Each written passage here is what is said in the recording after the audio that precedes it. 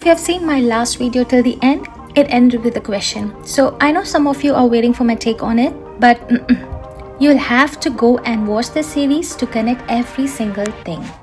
So with that thought in mind, half drenched, I somehow reached my guest house, just thinking what to do for the remaining days left. So if you have seen my early episodes in this Kazakhstan playlist, you already know all those random filler shots I show between scenes are mostly filmed during these waiting moments. So I guess now you can figure out why this video was posted yesterday. Once I reached my guest house, I made myself some hot coffee and a cup of instant noodles. Since I had the entire guest house to myself, that is like no assistants, no kids. For a while, I don't know what happened to them, where did they go?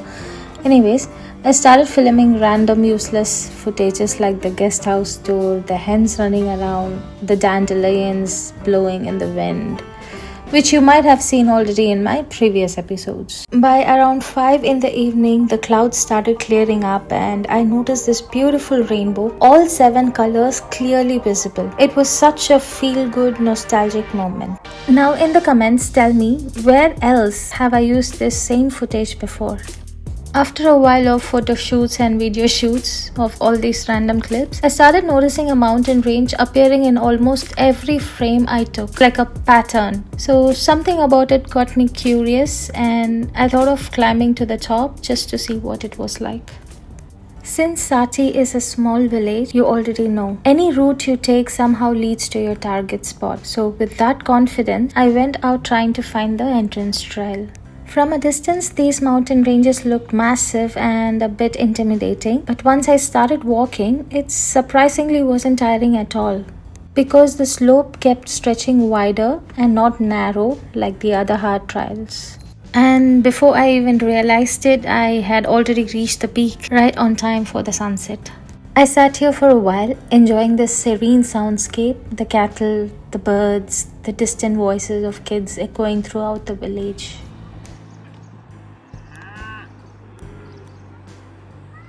After enjoying the beauty of this village from this peak, I headed back down before it got darker. When you hear the name Best Tourism Village, you probably imagine perfect service, friendly locals, and affordable village food. But on the ground, it's not that simple. Sati is often promoted as the best tourism village of Kazakhstan, a title you'll see everywhere online. And yes, the views, the lakes, the calm atmospheres, they are all beautiful. But when you stay here long enough, you start seeing the small realities that don't show up in travel videos or social posts. When it comes to food and groceries, prices here vary a lot. A basic meal at a guest house here cost about 2.5 to 3,000 tenge, usually with fixed menus and not much of a choice. And the same dishes in Sati's restaurants can cost almost double, higher or lower, depending on your guest house price and the restaurant's price. And what's funny here is when you compare those prices to a proper fancy restaurant in Almaty city, they are even much more cheaper. Now next is this guest house services. These are not professional hotels and they are homes like run by villagers who depend on tourism and cattle farming. So the services can feel basic at times. For example, like this assistants allowing kids to scream near the dining area, or being a bit biased when someone picks up a camera. I mean, they haven't been trained in hospitality, so they are just doing their best with what they know. And lastly, camera bias. That's something that can't be captured and it can only be felt through experience. The moment a lens appears, people act differently, they smile a second longer, speak softer, or try to look perfect. I'm not saying it's fake, it's just how human attention works. But it also means that you get to see the real side of this place only through your own experience. The reality you see online, even through my own video, isn't exactly how things will feel when you're actually there. So come to Sati, experience it yourself and tell me, was it the same or was it different? I'm not here to promote or complain. My goal here is very simple. It's just to prepare you with the real truth, So you can decide for yourself what's worth paying for and what's not. After the meeting with the local woman and the kid, I was heading back to the main road towards restaurant exploration. And while taking this turn, I saw the same cows that had been grazing along with me during that peak exploration summit. And when all the cows stopped to stare at me, especially this black one, and it slowly turned its body towards me. I quickly turned around and took another route to the main road. I didn't want to get attacked by cows, especially not during the vacation, so I just fled the place and took another route to reach the main road. After around 1 or 2 quiet hours spent on the Sati exploration and on my way back, right after escaping from that cow attack, I messaged Noora to ask what's for tonight's dinner. And since she said it was borscht, a Russian style stock soup with vegetables, and I have been walking way too much for the past 2 days, so I felt like I needed some protein. So I decided to eat outside after informing Noora that I wouldn't be having dinner at the guest house today. I walked around to few restaurants, compared the prices, and finally choose one place where the pricing was comparatively cheaper. I ordered to go dumpling soup, fried meat lagman with rice, and borscht bread. The total price was only 5,600 tenge for these 2 main dishes. That's it. And at this restaurant, the quantity was almost the same as the one I tried earlier at this by Saty Village pit stop. But price-wise, the pit stop restaurant was much cheaper. Here, they are even charging extra for packaging, and if you're going to buy a parcel, yes. They don't usually keep takeaway containers here, and it's not so common since most people prefer eating inside the restaurant. But today, I decided to parcel it instead of sitting there just to experience how they do it. And compared to paying around 3,000 tenge at a guest house for a fixed limited meal, I'd rather eat at a restaurant and have what I actually like, and this is my point of view. So I took my dinner parcel, and while on my way back home, I texted the same kindly driver on WhatsApp to keep him as a backup option just in case tomorrow's hitchhiking plan fails. And with that WhatsApp message, I officially ended my day 3. Morning in Sati, 15th August 2025. I had the guest house breakfast today, and this time everything was there, probably because of my complaint to Noora. The table was full and fresh, everything within the reach: clean coffee mugs, hot water, refill sugar, fresh local butter, buckwheat porridge again, some sweet fryams, and 2 different types of borscht bread. By 8:30, after finishing my breakfast, I got ready and headed to the main road looking for hitchhike options to Kolsai Lakes. The entrance to Sati that leads towards Kaindi, Sharon Canyon and Almaty all lies on that side, and the opposite end of this village takes you towards this Kulsai. It's all part of the national park. As I stood on the Kulsai side of the village, I spotted the same Kaindi driver passing by in a sedan with few others heading that same way. So he stopped and we had a quick chat, and then he finally agreed to drop me off for about 2,500 tenge per person, and of course after a lot of bargaining. I didn't plan the return with him as I didn't want a repeat of what happened back in day 3 at Kaindi. So after a quick handshake, we started our ride towards Kolsai. Both Kolsai Lakes and Kaindi Lake belong to the same protected area, the Kolsai Lakes National Park. So technically, one entry ticket is meant to cover the entire national park, which is the Kaindi and also the Kolsai Lakes, but only if you visit both places on the same day and keep your paper ticket or receipts just to show at the second checkpoint. The road to Kulsai is actually quite decent till the end, so within about 15 minutes of driving at a steady speed, we already reached this Kulsai parking area. Surprisingly, I didn't pay anything extra at the checkpoint, even though my Kaindi ticket was purchased the previous day. I just had to show the old receipt and they waved us through. But not everyone gets the same experience. Sometimes it works, sometimes it doesn't. So each ranger acts differently depending on the season, the vehicle type, or even the driver you're accompanying with, or even it's just who's on the duty that day. Anyways, the whole ticketing and pricing system here is another story of its own. I'll explain more about it in one of the upcoming videos. At the Kulsai parking area, you'll find plenty of souvenir shops, washrooms that actually cost about 100 tenge per person, and also a quite few restaurants lined up as well. But price-wise, they felt a bit too expensive for me. Unlike Kaindi, Kulsai is much more developed, better organized with clear signboards, proper walking paths, and even structured resting spots. And yeah, it's huge too. As soon as you reach the parking, you'll get your first glimpse of Kolsai Lake 1. You'll also notice a bunch of horses gathered around here and there, and their riders waiting nearby, looking for tourists to hire them for rides.